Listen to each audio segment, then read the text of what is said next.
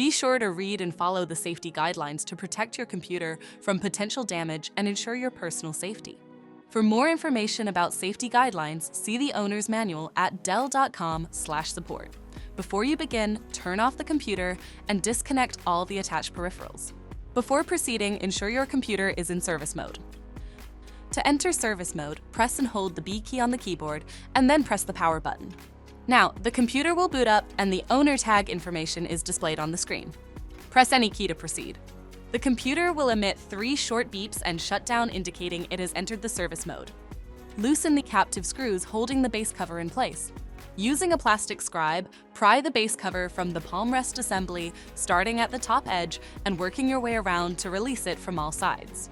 Now, lift the base cover from the palm rest assembly. If your computer is unable to enter service mode, disconnect the battery cable from the system board. Identify the solid-state drive and remove the screw. Unlatch and remove the drive from the system. To reinstall the solid-state drive 2230, relatch it to the system and install the screw to secure it. If the battery cable was disconnected earlier, make sure to reconnect it to the system board.